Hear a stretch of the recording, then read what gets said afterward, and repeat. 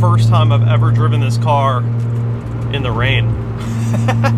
And the wipers are pretty bad. Falcon RT660 tires in the rain, not a great combination. It's all good. We'll be safe. We'll be safe. Anyways, guys, what's going on? Welcome back to the channel. Hope you guys are all doing wonderful. We are heading to CES Motorsport today with the 36. What are we doing? What are we doing? We're doing the pulleys today. We're doing belts today. We are also doing the M50 Manifold. The M50 intake manifold is something that I've been looking forward to doing for quite a while. This is definitely going to wake up the car, like, big time, especially up top. From what I understand, you lose a little bit of torque and then you gain a little bit of horsepower, and that's why you want to tune after you do this, kind of make up for some of that torque loss. I'm pretty sure that's what it is. But after you get the tuning solidified, it's all good. And yeah, this thing's gonna wake up a lot, dude. I'm really looking forward. This is a very common upgrade that a lot of the E36 guys do, the M50 intake manifold, along with the intake manifold kit. So it should be good. Let's get on the road. I'll see you guys at the shop. Yay! All right, we're just gonna take her slow. First time I've ever driven this thing on wet roads. I'm not confident in it at all. Oh man.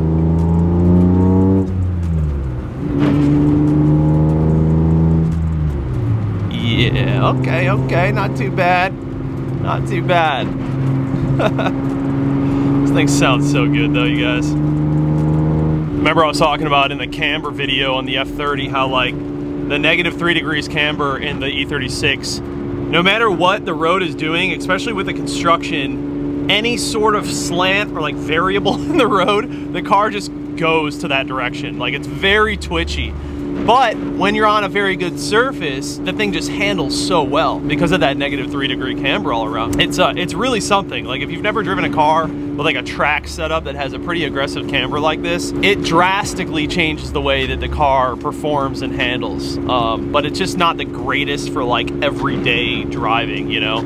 I think -3 is completely manageable, if I'm being honest, but it's definitely not for everybody.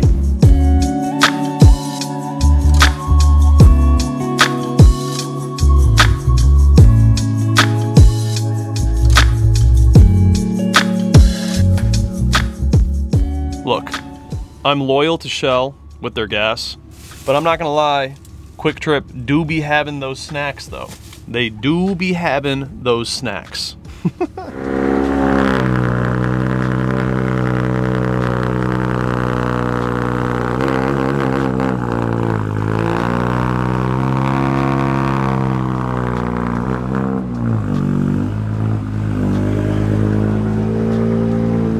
Thing sounds like a trumpet. VQ boys, where you at? Oh, well, hello. At the shop, at the shop. This is not M50 intake manifold weather. This rain is crushing the vibe. I think it's gonna clear up later though. TE's on the Supra, can't go wrong. Here's my intake manifold, homies. M50, it's gonna be sick.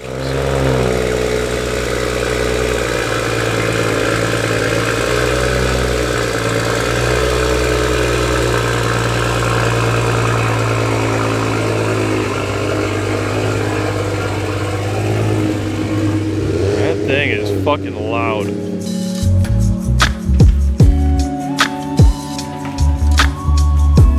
Damn, she's wet.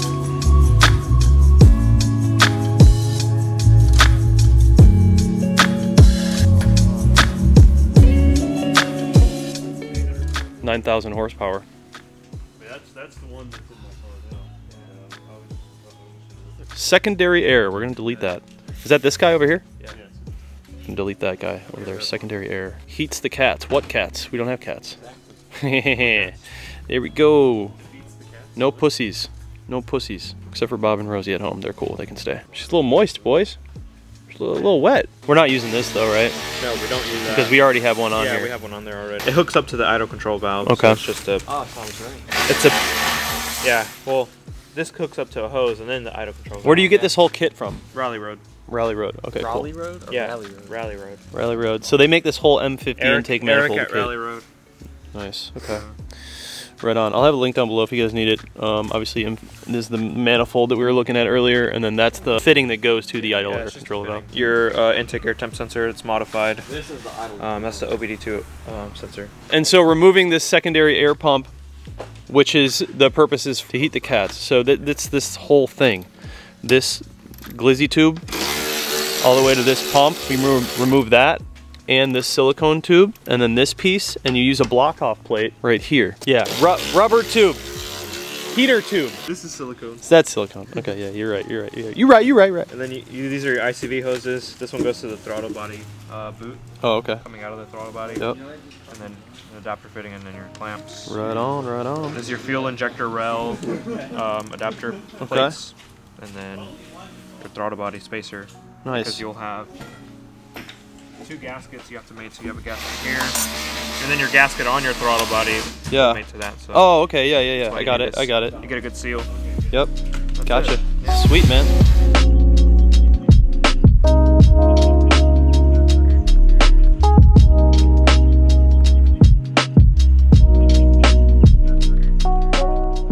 It's a post-sensor leak right there. Yep. That could have been a running issue. So we probably should replace that. It's cracked everywhere. Yeah, so this That's is brutal. your math. That was causing a post-sensor leak, so it's undetected. Emotional damage. This is what acts as your traction control. It's like a secondary throttle body. Oh yeah, we're taking that off, Throttle right? Body, yeah. Yeah, bye. Yeah, so we're deleting this whole thing. John's got that 90 degrees. This is the throttle body. Yes. So we're deleting this part right here. This curve. We're Yeah. getting rid of it. John has a pipe with a coupler that it'll go right here. It'll Okay, match up. cool. Oh yeah. Well, yeah. I mean, you're doing. And then we're just gonna replace this hose probably? Gonna have to. Yeah. Yeah, we'll have to. That thing is toast. Or we'll cut it and fit Yeah. it if we don't have one. But Cool. we'll fix that right up for you. Dang. No Sportster CS's in stock. Wow, so it really is like 2 fucking throttle bodies. Yeah. But this one just limits? Yeah, so if you start wheel spinning, it'll like close a little bit to limit power. Dude, what? That is so lame. Yeah. Injectors. We're gonna have to do a valve cover Yeah. at some point.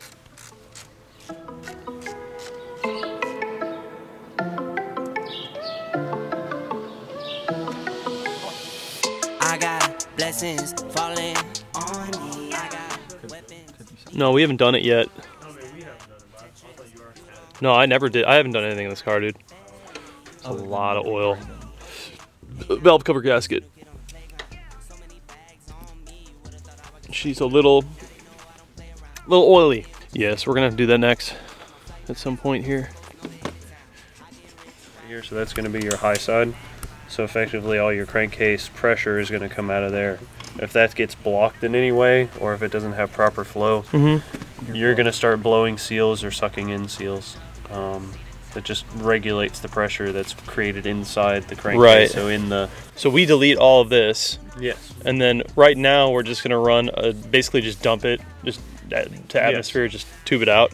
Yes. But then at some point we're gonna get a catch can. Yeah, the elegant way to go about it is the catch can. Yeah, well, we don't have one here. If we had one here, I have one at home. So we'll run this into a catch can, vent to atmosphere with like a little filter on top. Right. This is your idle air control valve. Oh, that's what that's you're the getting. hose that goes under and wraps up back to that pipe that was cracked already. Oh, Remember that hose? So I tube. just took that off so I can get a little bit more access. Okay, cool.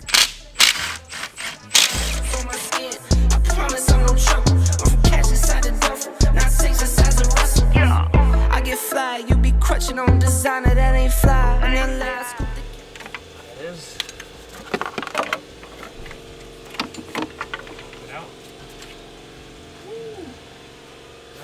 15 minutes later. This is everything here. It's a fucking rat's nest. But we get rid of this shit. This comes out. So this is Yeah, I get rid of this bracket too. You don't need it. We might utilize a piece of it, but we don't need that. Yeah. So. Yeah, what we do is basically we recirc this hose back in here. Typically, we use a silicone hose, so the silicone hose would go right here and right there. Clamp it, and that's it. So we just recirc that, and we get rid of the coolant going in the throttle body to essentially warm up the throttle body. But we're not in cold climate, so we don't really need that. BMW over-engineering things, as always. And then you have to cap the dipstick too. Oh, down there at the bottom, yeah. Yeah, we just capped that off with a vacuum cap. Put your reroute for the coolant hose on. Put the plug on for your, can't really see down there, dipstick, because we don't use that hose. I'm going to redo this line because it kind of broke and it's brittle. Vacuum hose for the fuel pressure regulator. This one you don't use anymore, so we'll probably just take it off and cap it. This looks like a mess. We're going to clean all this up too. So. All this is going to get cleaned up. And then we're going to go ahead and do your oil filter housing gasket. So we're going to go... Do you think that we should pull this motor before we turbo it? Yeah. I think we should too. Yeah, we're going to clean some of this stuff up. We got a lot of like junk and garbage in here that we got to clean up. Put new pulleys in. The reason this car is so loud is because of those pulleys. This was the loud one, wasn't it? They're all off. They're all off. This yeah, is they the all... AC belt tensioner. Yeah, you can even hear it. That is right next to the alternator, and then that's the alternator. But they all had like a lot of movement in them. Jesus Christ. Everything's just falling apart. Everything we take off this car just falls apart. Oh man. So fun. New stuff. Look at this. You get the pulleys and stuff in. Yeah, dude, I can't wait to hear how it sounds. It's probably gonna sound really quiet. Look at it, it's got glitter in it. Since they're really look at it, it's bedazzled. This is serpentine. They're really nitpicky about what everything's called. They'll be like, oh no, this one was serpentine belt. I'm leaving that in. Talking shit about my audience, dude? No, just kidding. I'm talking shit to Zach and Eagle. I'm just kidding. It's the accessory drive belt. Oh, accessory drive belt and what? AC belt, right? Yeah, those are the two belts? Yeah. Yeah. Accessory drive belt. I've been calling it a serpentine belt. Well, but I have been corrected.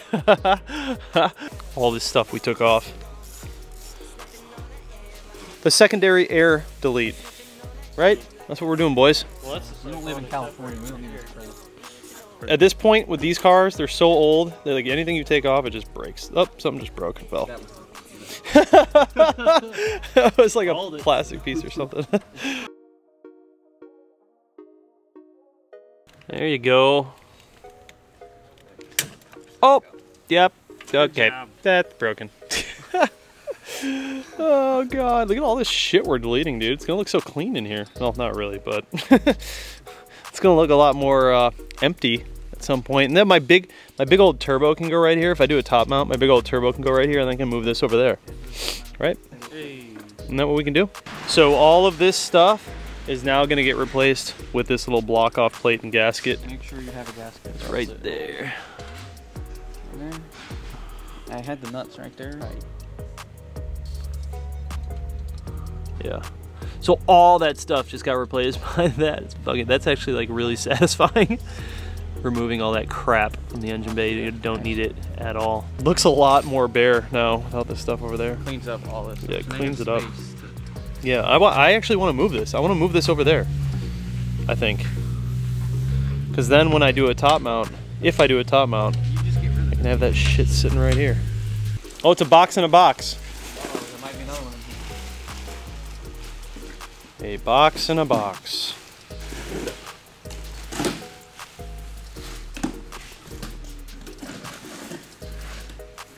Cademan is very excited.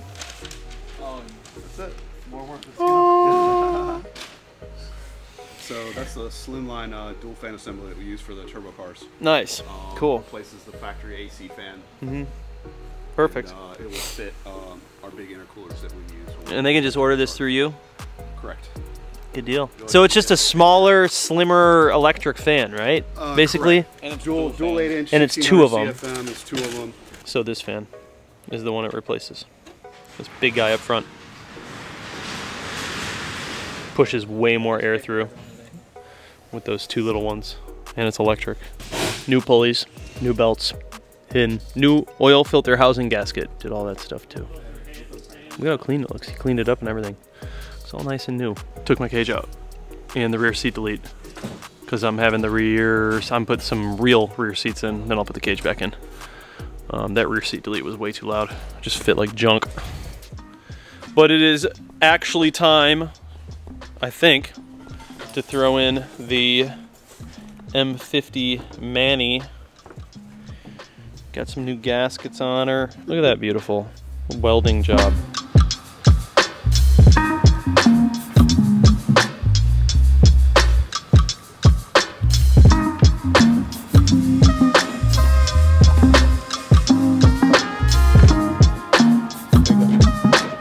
Like a glove. Nice.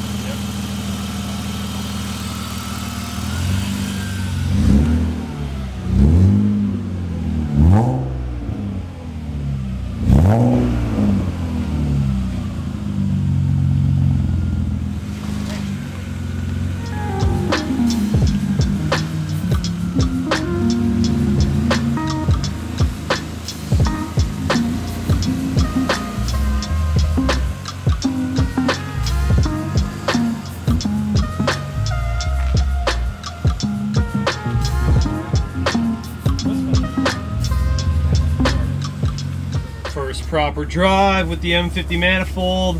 Now obviously I did take the car home last night, but it was raining really badly and I have these RT660s on this car, and in the rain at night, like, your boy was chilling. I did do some sliding around when I got home though. But this is literally going to be the first time that I get to feel the M50 Manifold. I've just been cruising around, warming up the car, feel the power, the increased power of the M50 Manifold, and just the car in general. We did change a lot of things to make it just drive better in general. So I think that this is going to be sick. The car sounds really good. Mind you, you guys have to apologize ahead of time. I have all of the rear seat delete out and everything in the back, the cage, all that stuff, because I'm changing up a lot of things in this car, and it's very loud. Everything that you hear from the ground to the tires, the suspension, the exhaust, it's all coming into the cabin. There's no sound deadening. And I'm going to be changing a lot of things. I have a bunch of sound deadening stuff that I'm doing, Dynamat, and then I'm reupholstering the rear seats, and it's going to be a much cleaner and streetable setup. More on that soon. Let's get to driving.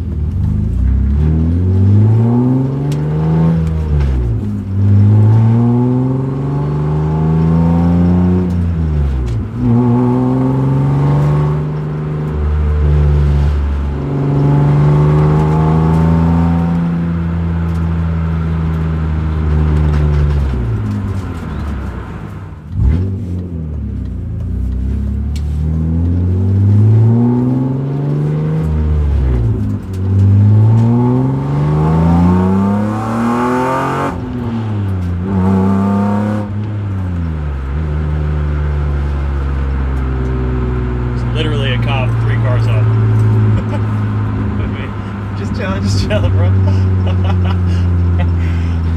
Yo, this car feels good though. It's loud, man. It rips. It's a lot louder than it used to be, especially with this, alright, cop's gone. Cop's gone, we can play now. It's a lot louder than it used to be, especially with the rear seats out. You hear everything, man. It's pretty unbearable, to be honest. But once I'm finished, you guys, once I redo all this interior, this thing is gonna be so sick, I'm telling you. This car's gonna be set up so good. There's just a lot of things that like move around, you know? But just listen to her, man. She's healthy, super healthy.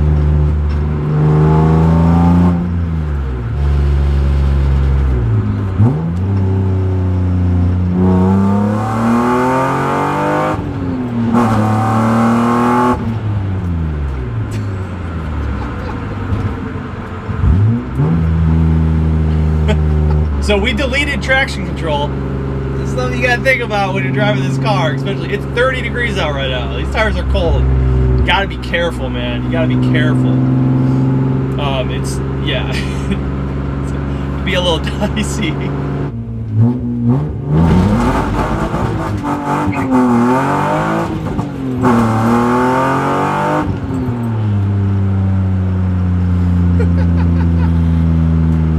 It's like so loud in here, dude. Everything's just like moving around. But when I first bought this car, there's no way I would have been able to do that. Like, it would have fallen apart. No way.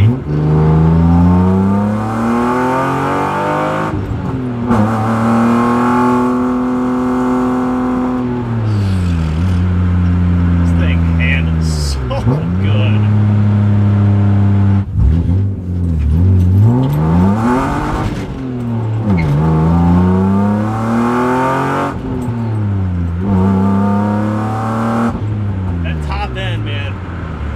Top end of this car makes a huge difference with the M50. You can really feel it. It starts to breathe. It's nice. It's really nice. Once we lock down that rear end, it's going to be a lot better. There's just so much stuff moving around in the back.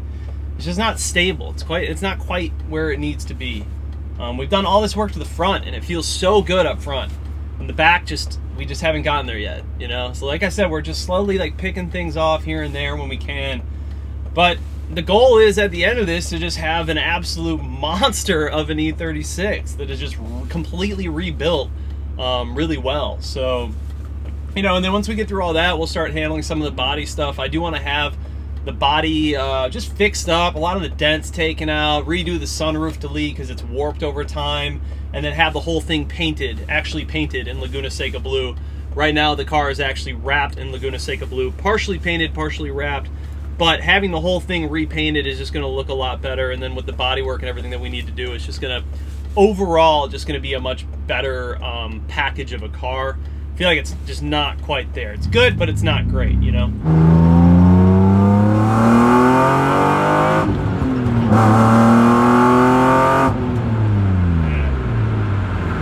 It feels really good.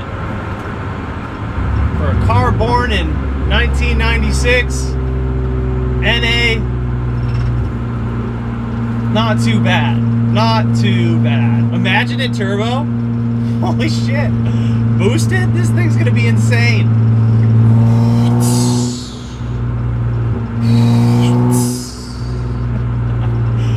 It's gonna rip. I can't imagine it with like 500 horsepower. It's gonna be terrifying. It's gonna be terrifying. It probably has like 200 horsepower right now. It's gonna be so scary with 500. In the best way possible. I mean, in the best way possible. It sounds good though. I love the S52. I love the way they sound. A little bit of like rasp to them. Shit, sick, dude. Just spilled coffee all over my brand new carpet, bro. All right. Spilled all this shit in the car. Oh. Yeah, she's pretty rowdy, not gonna lie. She's pretty rowdy. Also, she's extremely dirty. What a blast, man. This thing is just, this thing has come along a long, long way. So you guys see I have my old seats here and everything. random charge pipe. I'm going to be either reupholstering these in black leather, or I'm gonna buy a set. I actually found a couple of sets online in black leather that weren't in that bad a condition, and they were like $500. To reupholster this stuff, it's probably gonna be about $1,000. And then I have to have these side pieces that go into the back, like over the rear wheel well. Those have to be cut out and reupholstered for the cage. So basically all of the back interior stuff is going back in. But before I do that, I bought a bunch of Dynamat, and I'm going to be Dynamatting basically everything in the back. From here, back, all of it is going to be Dynamat. So it's gonna help with a lot of the sound. I'm gonna be taking a lot of things apart, like that top deck lid part, fix the speakers, fix all that stuff, make sure it's good, make sure there's nothing moving around, and then just like kind of button everything up. There's some things I need to replace, like some trim pieces that I need to replace, just to make sure it's good. But yeah, once we get it all sorted and back together, it's gonna be solid. And I think with the interior back in here, it's just gonna look a lot better too. I also have the rear interior like quarter pieces over there that I need to have fixed as well. There's somewhere like back here. So yeah, we've got our work cut out for us. So this is what you can see. The sunroof delete has completely gone to shit. I don't know what happened, dude, but I bought this from Click Tuning, I think it is. It just looks like craters. It wasn't this bad when I first bought it, and I think the weather just, I don't know. Humidity, cold, I think it just kind of destroyed it. And so I'm gonna have to redo this. I don't know, maybe I'll just take this in when we go to the body shop to have this whole thing like fixed up and painted. I'll just have them try and like basically just smooth it out, sand it down, put body filler on it, make it nice and smooth, and then redo it. I think that's really the only option that I have. And the car has a pretty wicked dent like right back here. It's hard to see, but there's a pretty wicked dent right here. It needs to be taken out. And a few just like little dings here and there. I gotta redo this trim piece. Got damaged in shipping. So yeah, little shit like that, you know, and I'm gonna do a different set of wheels too. Something a little more interesting than Arcade's. You guys know how it goes, man. Work in progress with all these cars, but this, with the E36, just take my time with it because I know it's gonna be like one of those cars that takes years to finish or even get to a point that's close to finished. I'm just kind of enjoying it as I go through each little thing that I do to the car. But it's been a blast so far. Honestly, it's like my favorite car to work on. It's just, every little thing that you do to it, you can make such a big difference, and you can feel it because of the condition that the car was originally in. But the guys over at CES did a really good job on the intake manifold. You can definitely feel it up top. We haven't tuned the car yet for this setup, and we're going to be doing that soon. So I'll keep you guys posted on E36 videos. I know most people just like to see the F30 content, but I'm never gonna take this thing off the channel, man. I just love it. It's just too much fun for me. So yeah, that's it for today's video, guys. I'll see you in the next one. Love you. Peace.